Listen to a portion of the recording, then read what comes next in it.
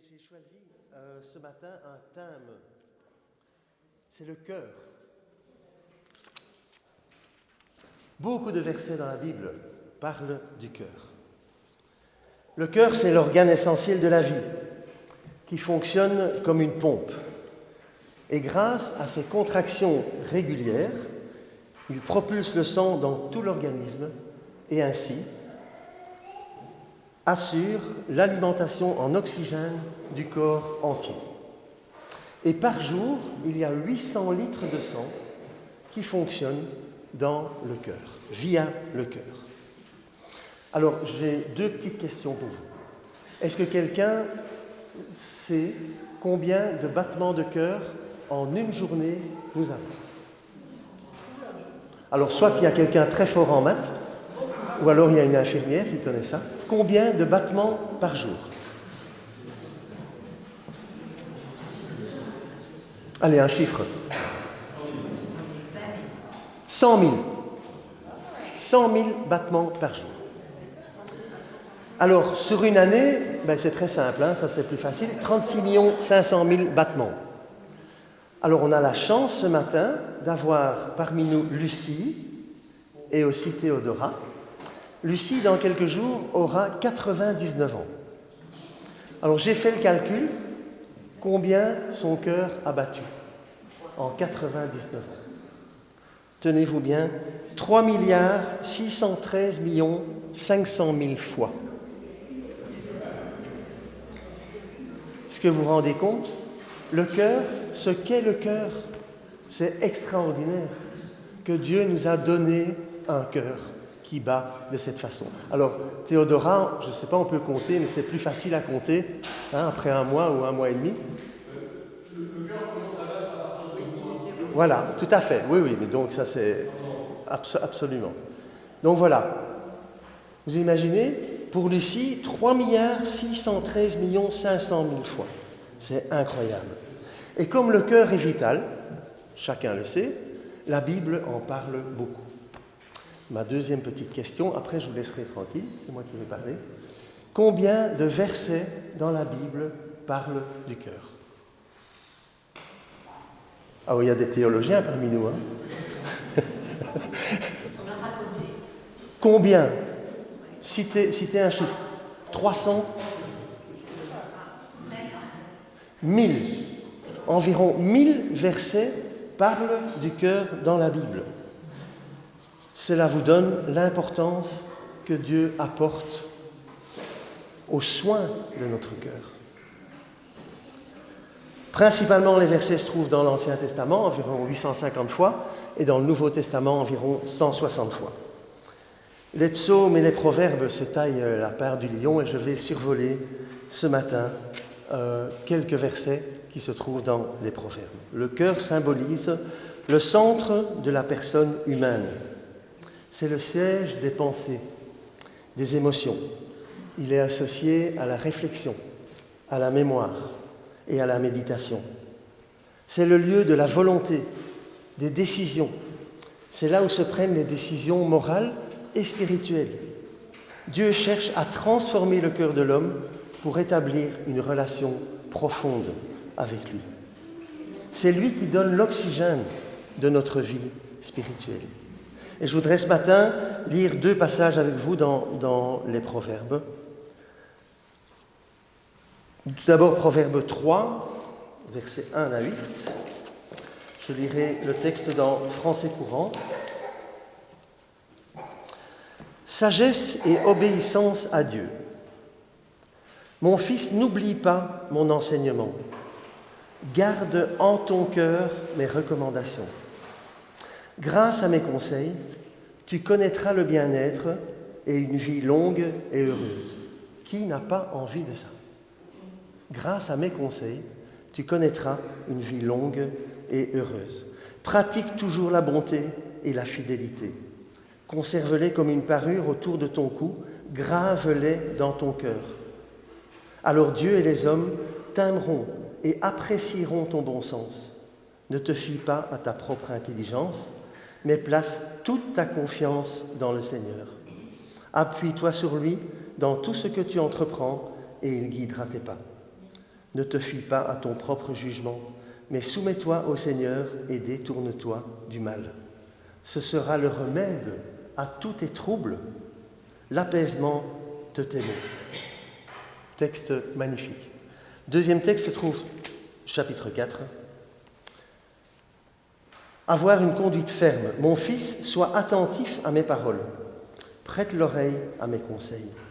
Ne les laisse pas tomber dans l'oubli, mais garde-les au plus profond de ton cœur. Ils apportent la vie et la santé à tous ceux qui les acceptent. Avant tout, prends garde à ce que tu penses au fond de toi-même, car ta vie en dépend. C'est simple, c'est très simple, ces textes. Si on veut avoir une vie, une chouette vie, on applique ça. C'est simple, c'est tellement difficile à mettre en pratique. Alors, mon fils, n'oublie pas mon enseignement. Garde en ton cœur mes recommandations. Et c'est pour ça qu'il est conseillé que Dieu nous demande de lire régulièrement sa parole pour qu'on puisse s'imprégner de son enseignement, de ses recommandations. C'est une invitation personnelle, pleine d'amour, afin de prendre à cœur les instructions de Dieu. L'auteur du livre des Proverbes, Salomon, parle comme un père à son enfant. Et Dieu s'adresse comme ça à nous. Nous avons un Père qui est extraordinaire, qui fait battre notre cœur, qui nous donne ce qu'il faut pour que nous n'ayons pas des embûches dans notre vie, des problèmes dans notre vie. N'oublie pas mes enseignements. C'est une mémoire active, pratique. Ce n'est pas quelque chose d'intellectuel, c'est quelque chose d'actif. C'est une mémoire pratique. Une mémoire qui agit et une obéissance sincère. Il y a un autre verset qui dit « Je serre ta parole dans mon cœur afin de ne pas pécher contre toi. » Je serre ta parole dans mon cœur. Ça veut dire que c'est proche, que c'est quelque chose de connu, que c'est un ami fidèle qui est là pour nous aider. Quels sont ces enseignements ? C'est le principe de la sagesse divine, on l'a lu. « Confie-toi en l'Éternel de tout ton cœur, reconnais-le dans toutes tes voies et il aplanira tes sentiers. » Ça veut dire que c'est quelque chose d'entier. Reconnais-le dans toutes tes voies. Ce n'est pas une partie de la vie, ce n'est pas une partie, c'est reconnais-le dans toutes tes voies. C'est une recette pour avoir un chemin sans embûches. Mais qui n'a pas des embûches dans la vie ? Qui n'en a pas ? Il y en a qui en ont plus que d'autres, ça c'est certain. Il y a des gros problèmes dans la vie. Mais Dieu, quand il nous donne ça, il sait qu'il y a des solutions. Il sait qu'on peut aller à lui. Il sait qu'on peut lui remettre ce qui nous pèse sur le cœur. La sagesse commence par la confiance totale en Dieu et non en sa propre intelligence. Gardons en mémoire les instructions de Dieu. Nous sommes encouragés à les vivre au quotidien. La sagesse de Dieu est un fondement bien plus fiable que nos impulsions ou raisonnements humains. Souvent dans nos vies, on a des impulsions, il y en a qui sont plus impulsifs que d'autres ou plus réactifs, et c'est clair qu'on a parfois vite fait un choix qui s'avère après pas très bon, alors qu'on a la parole qui nous donne la recette pour avoir une vie équilibrée. Obéir à Dieu prolonge la vie et apporte la paix. Ça, c'est un verset qui m'a interpellé. Obéir à Dieu prolonge la vie et apporte la paix. Pourquoi ? Parce que la sagesse de Dieu évite les pièges, évite les conflits, évite les mauvaises décisions. Cultivez la bonté et la fidélité. Attache-les à ton cou, écris-les sous les tablettes de ton cœur. Ça, c'est dans une autre version. Écris-les au fond de toi-même ou écris-les sur les tablettes de ton cœur. Les garder visibles, maintenir une proximité. Dans la culture hébraïque et dans bien d'autres, attacher quelque chose à son cou est un signe important, un signe d'honneur. Cela veut dire que la bonté, la fidélité, l'intégrité doivent être visibles dans la vie comme un bijou précieux que l'on voit. Le lien est très fort, attaché au cou et gravé dans le cœur, inscrit sur les tablettes du cœur. C'est un rappel constant de vivre avec amour et fidélité. Et il est bon de garder ces deux vertus en mémoire, bonté et fidélité. La bonté, agir avec grâce, compassion. La fidélité, être honnête, digne de confiance. Attache-les à ton cou, vis-les, montre-les, sois un exemple vivant. Quand on a eu notre réunion pour les ateliers du presbytère, de l'association, pour le café associatif, bon là on doit encore trouver un nom, on a dit, bon mais quel témoignage est-ce qu'on va pouvoir donner? Alors, la conclusion, c'est qu'on ne va pas tirer à boulet rouge avec des versets bibliques sur toutes les personnes qui viennent. Mais on a convenu que ce qui était normal, c'est de vivre tout simplement et de montrer ce que nous avons dans le cœur.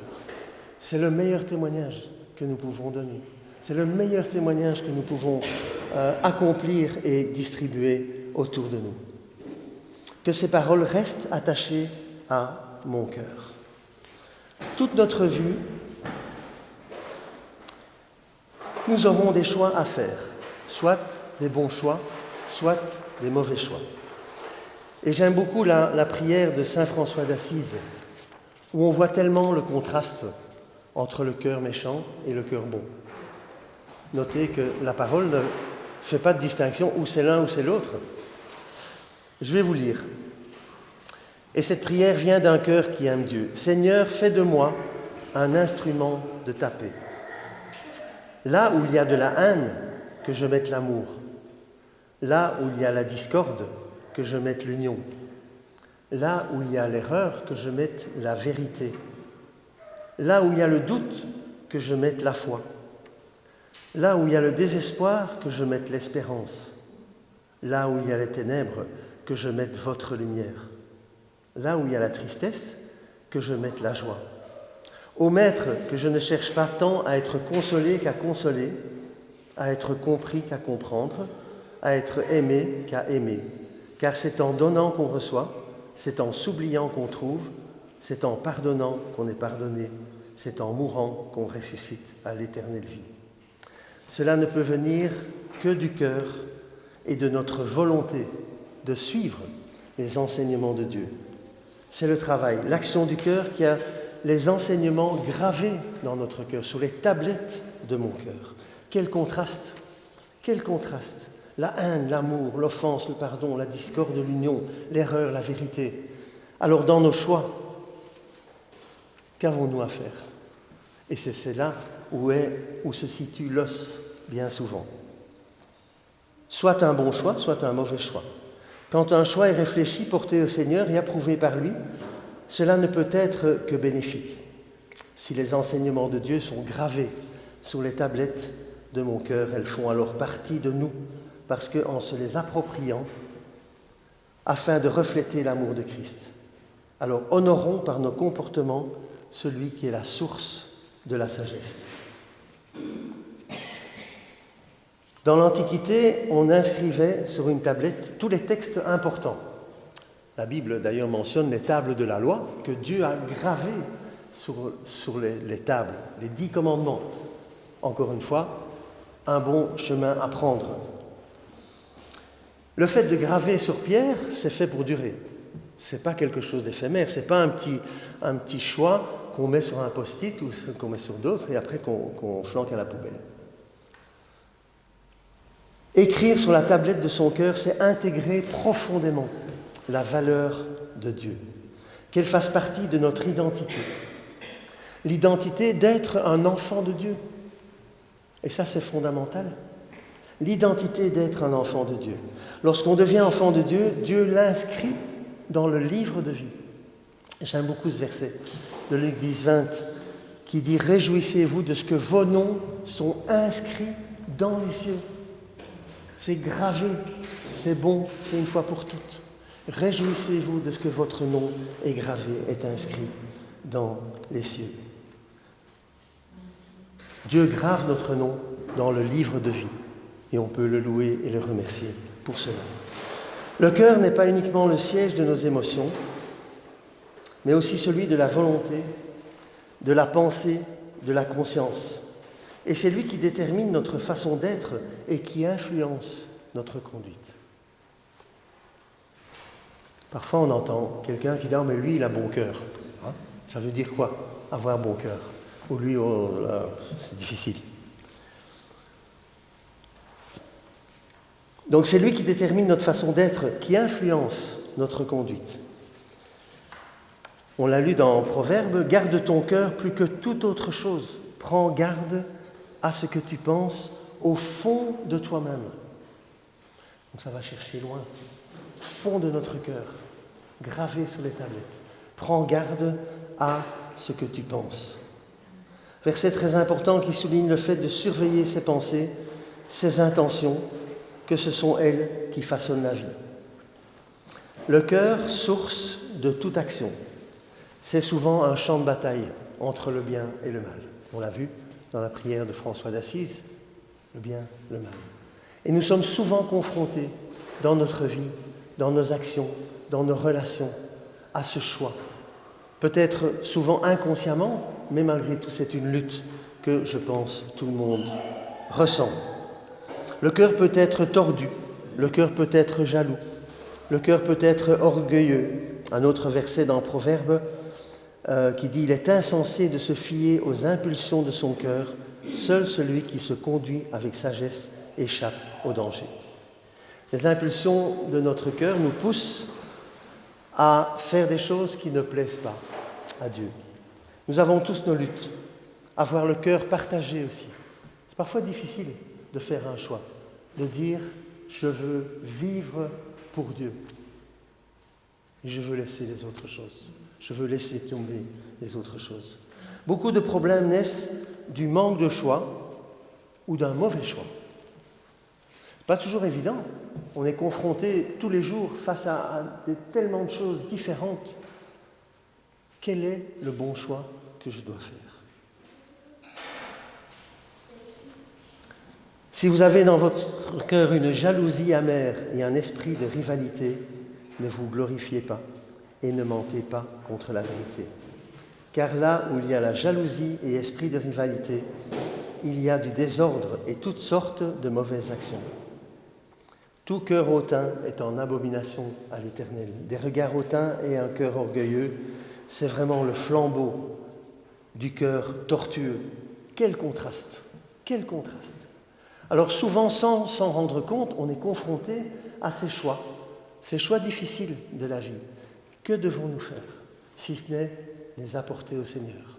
Et quand le Seigneur agrée un choix, Dieu pèse, examine les cœurs, et si on lui remet, nous pouvons être certains qu'il va nous guider par son esprit pour que nous puissions faire le bon choix et continuer notre route. Comment faire le bon choix? On connaît les démarches, mais le voulons-nous? Le voulons-nous? On connaît, intellectuellement, on connaît tout ça. On sait ce qu'il faut faire, mais est-ce qu'on a envie de le faire? Il ne faut pas oublier qu'on a quand même l'adversaire qui est là pour nous dire, voilà, comme il a dit à Adam et Ève, Dieu a-t-il réellement dit? Ou comme dans Le Roi Lion, le film Le Roi Lion que vous connaissez. Et confiance, et confiance. Hein? L'adversaire est là pour nous titiller, pour nous donner des fausses pistes, pour nous dire, c'est pas trop grave, hein, si tu choisis ça, vas-y, fonce. Avoir les valeurs divines dans notre cœur, les graver sur nos tablettes, les aimer, les méditer, les choisir pour soi-même, les comprendre. Dieu ne veut pas que l'on connaisse intellectuellement, mais que l'on soit réellement transformé par sa parole. Si cette bonté, fidélité sont gravées dans notre cœur, cela peut ressortir naturellement dans nos réactions, dans nos décisions, dans nos relations, et nous garder dans le chemin de paix et de bonheur que le Créateur a prévu pour nous.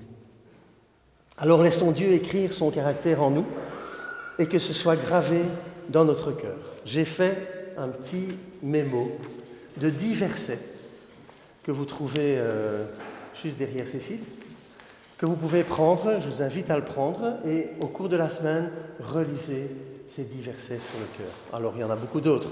Les proverbes, c'est une mine d'or au niveau du cœur. Je rappelle, les proverbes, c'est 31 chapitres. Donc, si vous avez envie de le relire, un chapitre par jour, c'est vite lu. C'est tellement riche. Je vais vous lire les 10 versets. « Mon fils, n'oublie pas mon enseignement.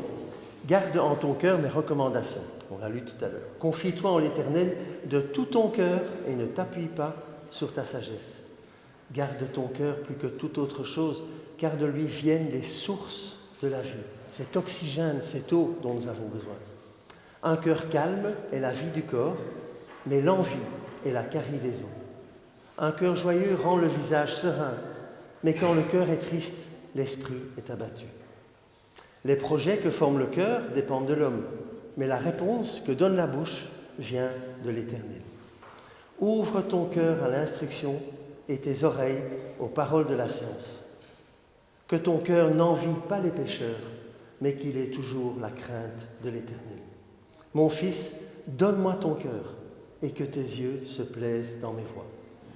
Il est insensé de se fier aux impulsions de son cœur. Seul celui qui se conduit avec sagesse échappe au danger.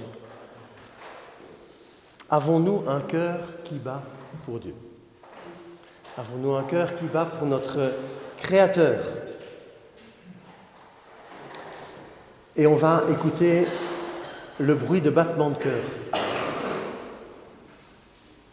En terminant, juste un verset avant, je mettrai ma loi, un verset de Jérémie 31, je mettrai ma loi à l'intérieur d'eux, à l'intérieur d'eux. Je l'écrirai dans leur cœur, je serai leur Dieu et ils seront mon peuple. Je serai leur Dieu. Tu n'as pas le son.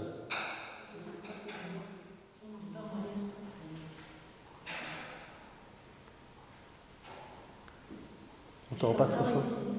Hein? Ah oui, c'est un peu faible. Bon. Alors on va...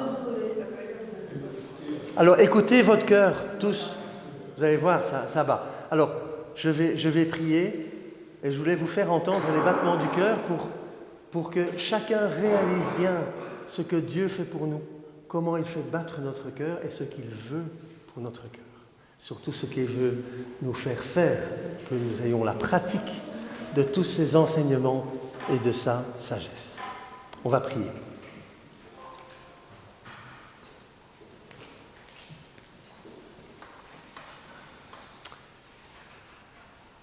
Seigneur, toi notre Créateur, c'est toi qui fais battre notre cœur. C'est toi qui nous donnes tous les bons conseils, tous ces enseignements de ta parole, qui sont pour nous un trésor, une richesse. Mais Seigneur, tu sais comme souvent nous sommes faibles, souvent nous sommes confrontés à des choix difficiles. Alors Seigneur, ce que nous te demandons ce matin, c'est que tu nous aides à faire les bons choix, à regarder à toi, à puiser dans ta sagesse ce dont nous avons besoin. Tu sais ce dont nous avons besoin, nous pouvons te le demander et tu nous réponds, et ça c'est merveilleux. Seigneur, aide-nous pour cette semaine à réaliser tous les miracles que tu fais pour nous, tous les bienfaits que tu nous donnes. Aide-nous aussi à relire ta parole, à lire ta parole pour que nous puissions en tirer tous les bienfaits que tu veux pour chacun de nos vies. Seigneur, on te loue, on te remercie parce que tu es celui chez qui nous pouvons aller quand nous voulons. Tu es notre Père qui prend soin de nous, qui nous aime, qui répond à nos prières et on te loue pour cela. Au nom de Jésus. Amen.